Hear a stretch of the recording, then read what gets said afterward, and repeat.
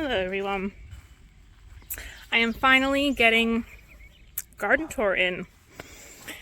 So I've decided, because I can't do an entire garden tour of everything, that I will do a garden tour just of our main garden. And then I will do another one of our front gardens. And then I will do another one of like our containers and like the green stalk and some things like that. I'm so excited that you want to come and be in my garden with me. Let's do it. So here we have some lettuce, and you can see we interplanted garlic all throughout here. The lettuce looks a little rough because it got pummeled by some rain, but we have been cropping from this for over a month, and we've been eating it and giving it away and all kinds of wonderful things. You can definitely see that the tatsoi is flowering and has bug damage, and the arugula is getting eaten up by beetles. I've already taken out a bunch of arugula. This is very clearly needs to be taken out as well. Now something like this that I'm going to cook, even though it has like major bug damage, I'll soak it in salt water, and then because I'm gonna cook it anyway, we'll go ahead and eat this. It's not that big of a deal. This is still food. But something like this that's pretty decimated, that I'm only gonna able to wash. I'm probably not gonna eat this raw. And you'll see why I have a little alternative to arugula anyway. Here is spinach. It's already bolting. I thought this basil and these tomatoes would shade the spinach, but that just didn't happen. I'll try again. We eat a lot of spinach, and I have a real hard time getting it to take in my garden other than in the middle of winter. Spinach is real tricky to germinate as well. So you have to soak your spinach and your seeds in water and then actually let them completely dry out. And that allows the seed to create a germ inside, because the spinach for some reason takes a very long time to create the germ. Then sow it in your moist soil and it will grow, like that, beautifully. But if you're having problems germinating your spinach, soak it, dry it, then sow it. Back to the garden. I kind of forgot about this basil, but that is probably a good thing though. We haven't been cropping from it, and it's been allowed to get bigger.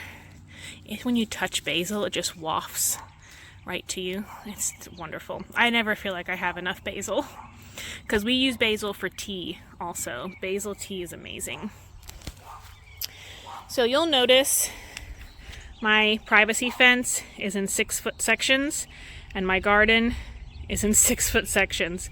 So, and then within the 6-foot sections I have rows. So I'm just going to talk to you about the mulched row, and then I'll move back to that living pathway over there and talk to you about everything that's on the landscape fabric. So these are Roma tomatoes. I grow a lot of paste tomatoes. Romas are a determinate, and they're going to set all their fruit at once. They're going to ripen it all pretty much at once, and then they're going to be done. They're like a 50-60 day tomato, and I have a 200-day growing season, so I can get many rounds of this in. Definitely 2-3 if I plan well. And these Roma tomatoes I do not prune. I will just let them go, because by pruning them and taking suckers off, and they only make so many fruit, you're kind of cutting some of your fruit out. But an indeterminate that'll just keep growing and growing, that's kind of different. So I will not prune them, but I will prune bottoms just so the leaves aren't touching the ground, because that causes sickness and it attracts slugs and all that stuff that you don't want. Oops, look at that. It's an acorn. It's an oak tree. I guarantee you a squirrel buried that.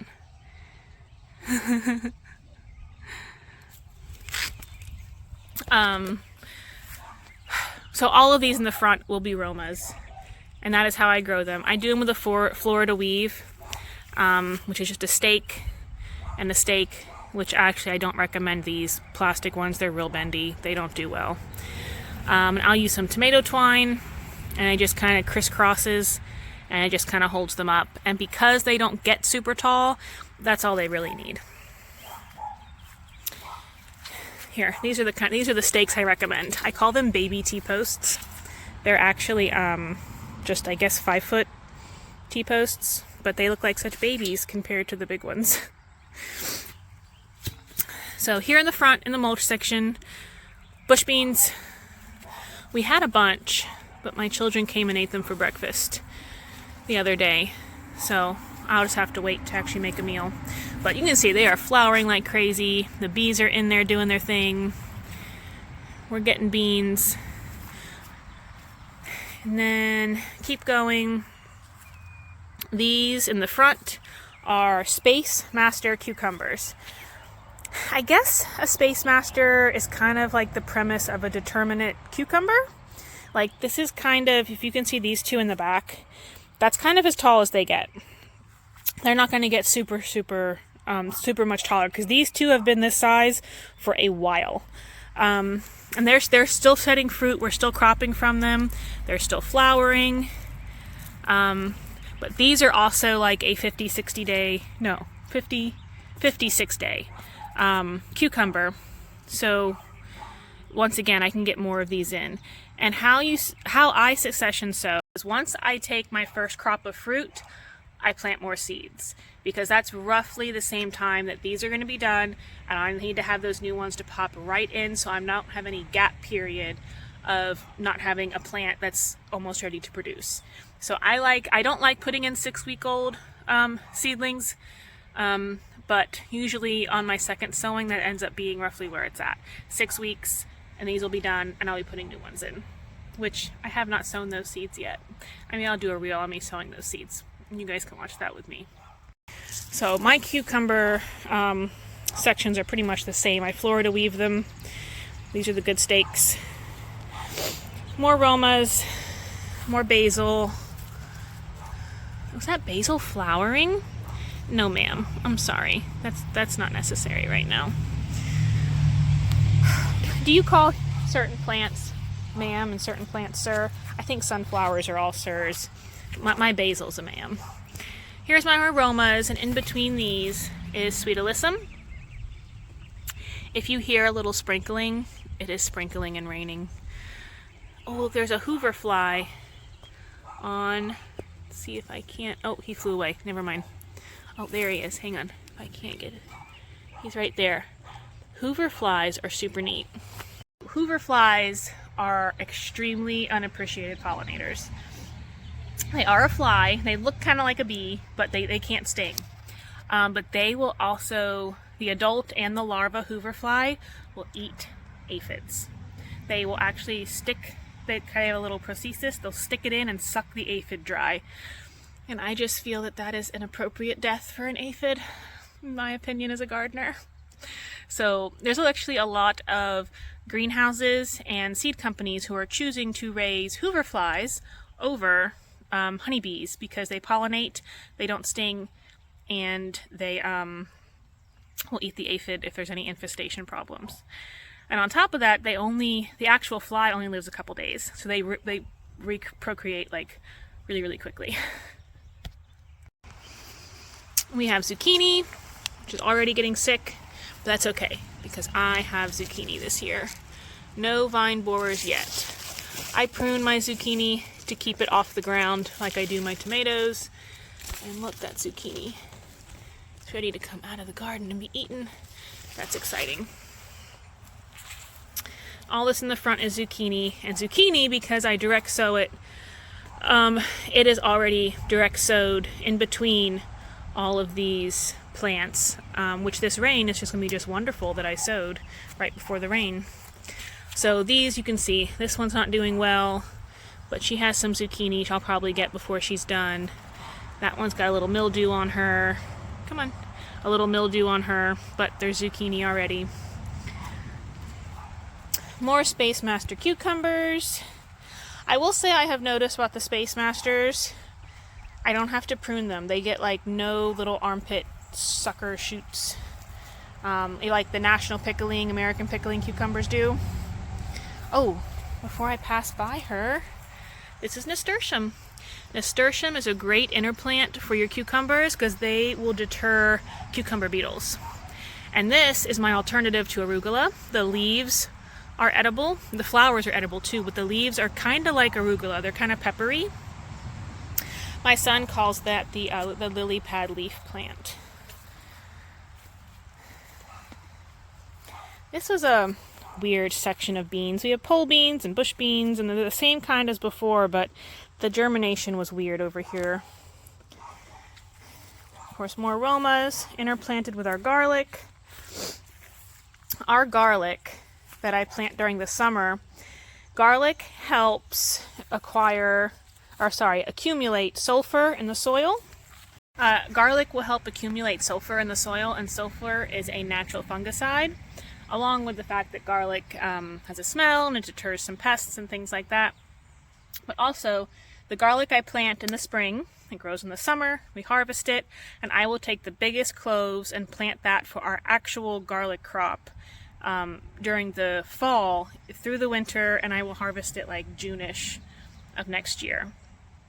So basically what I'm doing right now is growing seed garlic. Also interplanted are carrots that really need to be thinned. I want to do better about sowing carrots not so close together. I think they wash together. But carrots are really cool. Look at how much, that's like all in one hole. That really needs to be thinned. So carrots do really well if you hit them with a foliar spray, whether it's a little bit of seaweed, so something like a liquid fertilizer. Neptune's Harvest is a good one. A seaweed spray, a mild fish hydrolysate, compost tea does really well. So any vegetable that's a taproot doesn't have roots that go out real far to be able to get to nutrients. So it has to use only what's right around it. And because of that, it doesn't sometimes get enough nutrients. So by giving it a foliar spray, it can take in nutrients through its leaves, and that'll create the taproot that you want, because the nutrients around it in the soil will be enough. So here is this lovely cabbage that I let go to flower. You can see the pollinators have been all over it. They will get these little pods, and that is where the seeds come from. So in this, you can see it's just tons of flowers super early. So if you have, some fall things that didn't make it to fruition and it goes to seed, just let it. If you have the garden space, just let it. And pollinators appreciate it. This is all the herbs. Not all of them, but the majority of them. So we have dill, flat leaf parsley, basil, more basil. I told you guys, I always feel like I never have enough basil. This is cilantro, thyme, and curly parsley. So let's see if I can show you the difference. So cilantro and flat leaf parsley are a lot of times mistaken for each other. You can see the difference. So in my hand is cilantro, and then flat leaf parsley is this one. And then right here is comfrey. Comfrey is really neat. I use it as a garden fertilizer. You can mulch with it, put it in your compost, make a tea with it. This is sage. All the way in here is my darling little rosemary. She's getting there. Rosemary grows super slow. We have garlic chives, a zinnia, regular chives, and then 2 echinacea in the back. I'm not sure if I mentioned thyme. This one looks so small because I chopped it and put it in the freeze dryer. These little babies here are Thai basil. I told you guys, I just keep sowing basil. But Thai basil is for Asian food. Do not put Thai basil in your pasta sauce. You'll be really upset. Really, really upset. So these are walking onions. This whole plot, and walking onions are super cool. You can see they sprout. So here, let's get a good look at it. This is the mother onion, and then she'll put off this side shoot, and it will turn into more onions from the top, not really from seed. and usually it will get real heavy and it will fall, and then a lot of times it'll sprout another one out of it, and it'll take like 1 step, 2 step. And they kind of fall everywhere if you want to, so you can pop them off and plant them. Here's a good example. So it shot up, mother plant, it shot up. This will fall and be step 1, and this will fall and be step 2. They're called walking onions. Walking onions are super good for filling in the gap, because I have not found, even with perfect storage, any bulb onion that actually lasts for a year. So I use my walking onions in that gap period in between when my bulb onions don't store all the way and before I get my next round, because I grow onions in the fall through the winter and harvest them in spring before I put the main garden in. And these mother onions are the ones that I will be harvesting from and leaving all their little steps in place, and I'll probably pick them up. I think I'm going to keep them in clusters this year. They grow in a little cluster. I'm going to do that this year instead of breaking them apart, and see if that makes any difference in the yield we get. So we have calendula and strawberries and asparagus. And I wanted to plant like a row of asparagus and a row of strawberries. So strawberries and asparagus, their root systems don't bother each other because they grow at different levels. But you can see I kind of planted them on top of each other by accident. But that's okay, because these mother strawberry plants will only be here another 2 or 3 years, and their runners I'll plant in a better spot. Then my calendula is almost ready for harvest. But do you ever feel like is it hard on your heart to harvest your medicinal herbs? Like my other plants flower for the pollinators, then I get the fruit. Where my medicinal herbs, I need the flower. So I always feel bad about harvesting it. The rain just pummeled the asparagus. And these two are strawberry calendula. Cannot wait for them to bloom. Mr. Sunflower here. I told you, I feel like all my sunflowers are he's. They're bulbing up. I'm not seeing any side shoots out of these ones. I forget what type they are. And a zinnia. This was some seed we saved and it had crossed. We had like a peach and a red that crossed, and we got this cool color.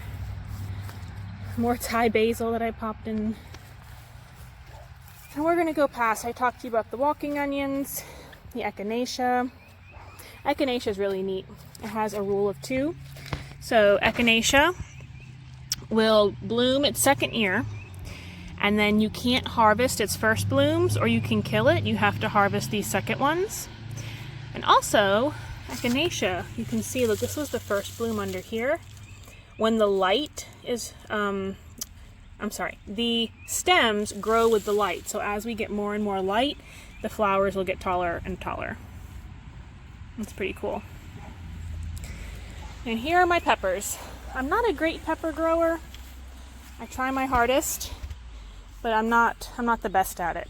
I'm gonna work at getting better though. So pretty much all of these are snack peppers, like the little rainbow snack peppers. These 2 in the front are my bell, and then these 2 and these 2, so these 4 are chili peppers. I will harvest these green and can them for like enchiladas and stuff. I try to keep plastic out of the garden, but I do like that I can write on this exactly what's there, because if I put a stick in the garden with a variety on it, my children are going to pull it right out or move it, either way. So these are paste tomatoes. These are determinants. All of these on the back, these 3 are Amish paste. These are Jersey Devils. Jersey Devils are an Italian heirloom, and they are the biggest paste tomato. And they kind of come to a point, to a tip.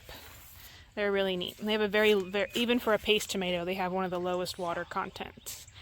So, my Amish paste just didn't. I have more Jersey Devils somewhere else, but my Amish paste just didn't really get great germination this year.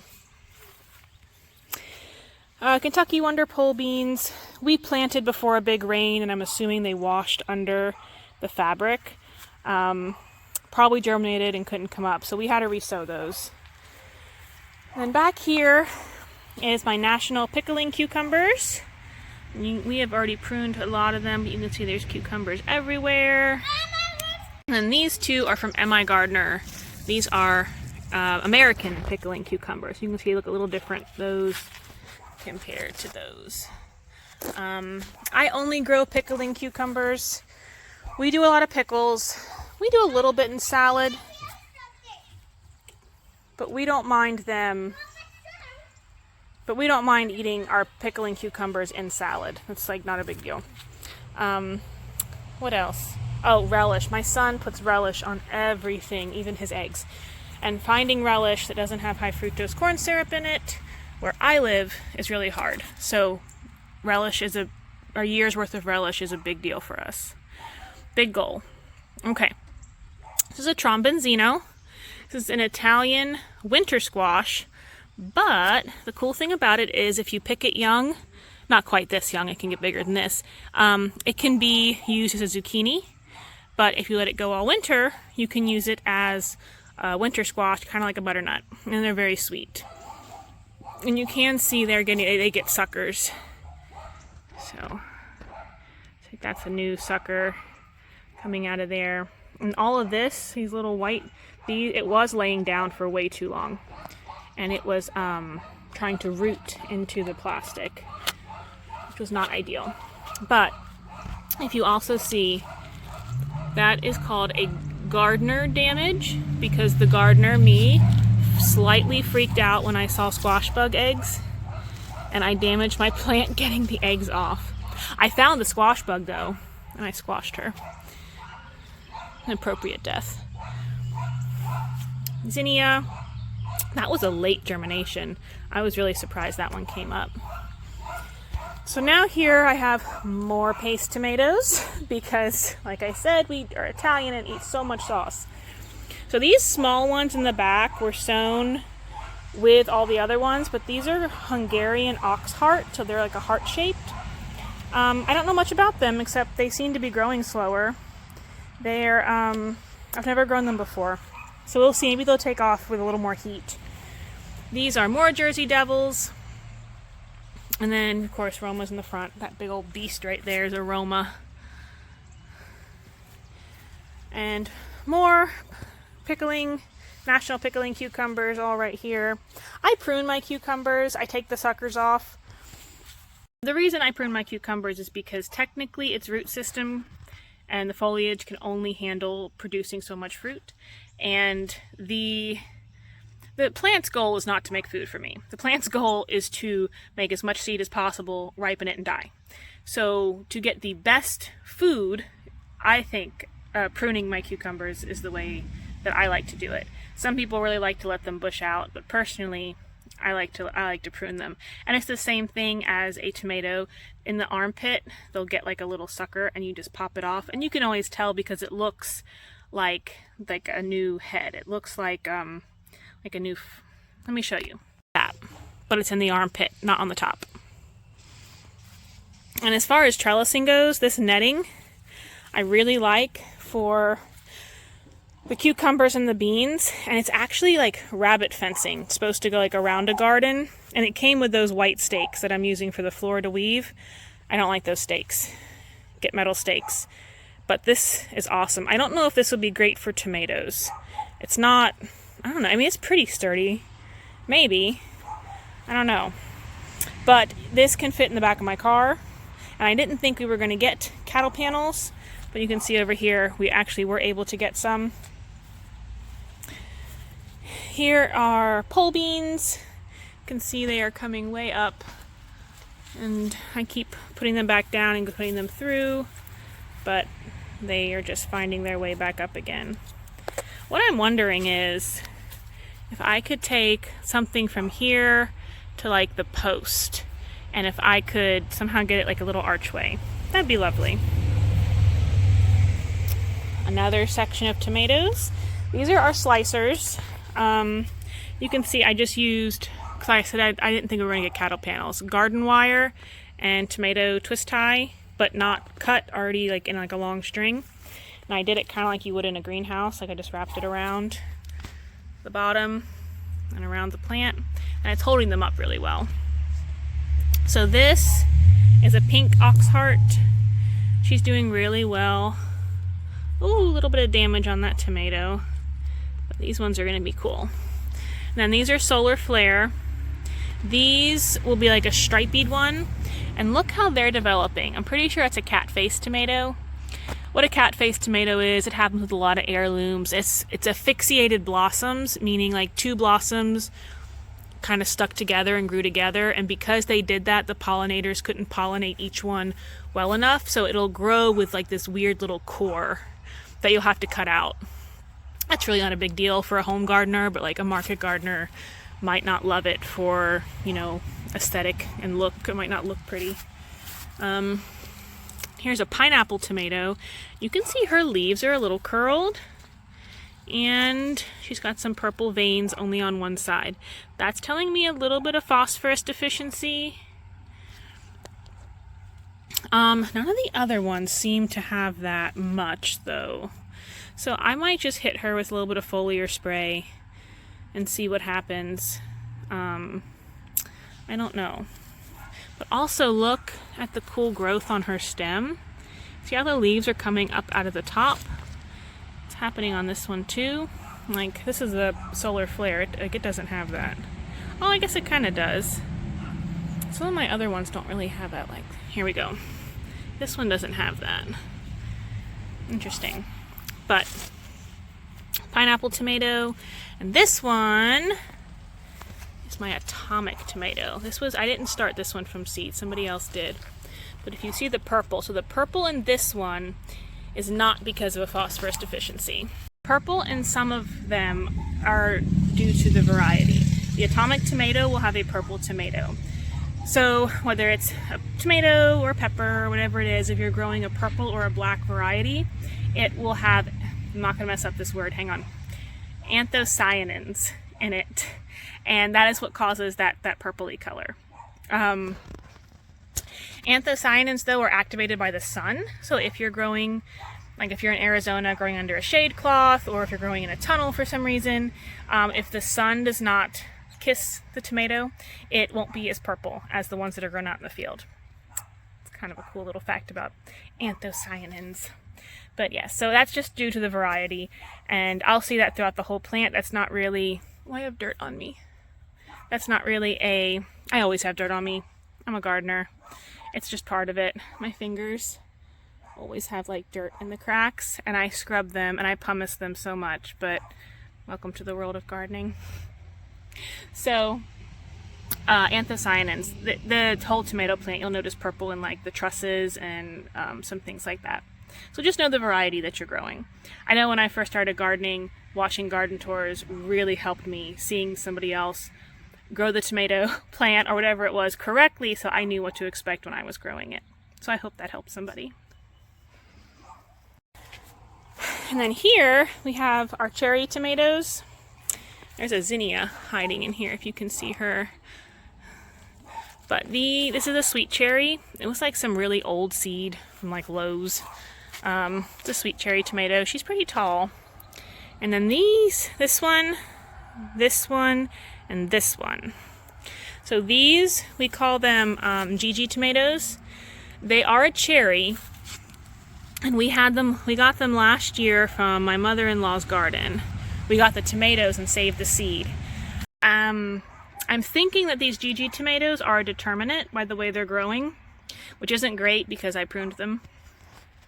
But it would make sense because these were some Costco tomatoes, got thrown in the compost, put the compost in her garden, and she grew all these.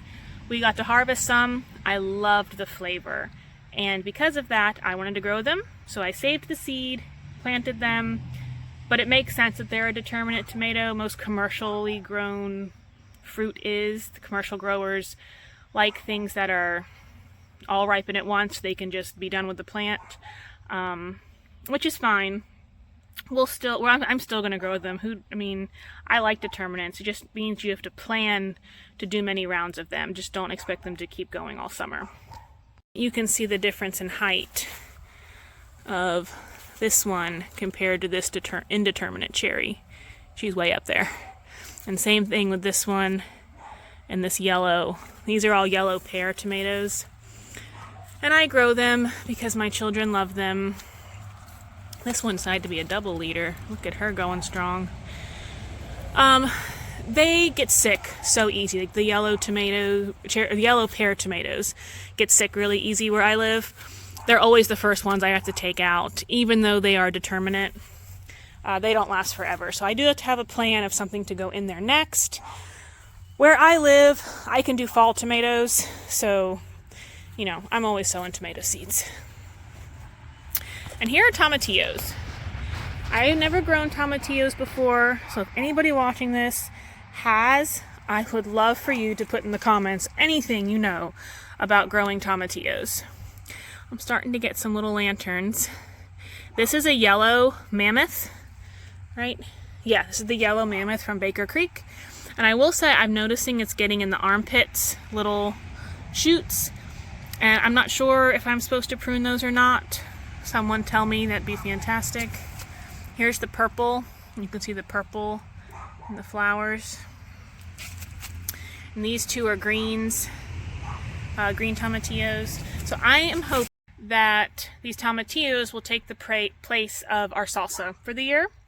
That way I can save all my tomatoes for sauces. Because if I can I don't like canning salsa. I feel like it loses its flavor.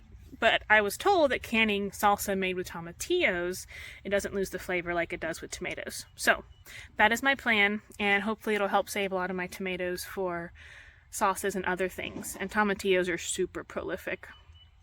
But once again, are they prolific because you prune them, or are they prolific because you don't prune them? You tell me, because I have no idea. These are my sunflowers. I am just bursting for them to hurry up and open. Hello, sir. All your side shoots. Don't prune your sunflowers. I don't know if anyone needed to be told that. It's pretty obvious. But you pinch zinnias, you pinch cosmos. I'm just going to say it. Don't pinch your sunflowers. You'll regret it.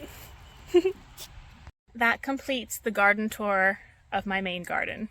Thank you for being here with me. And like I said, I hope this helped somebody see the varieties and how things grow and how you can interplant and intercrop things. And I'd love to know anything about tomatillos any of you guys have, so let's share information. Thank you so much for being in my garden and listening to me talk all about it. I love talking about the garden. I just get giddy over the garden. I do. So thank you for being here with me in my garden. I've really had just the loveliest time with you.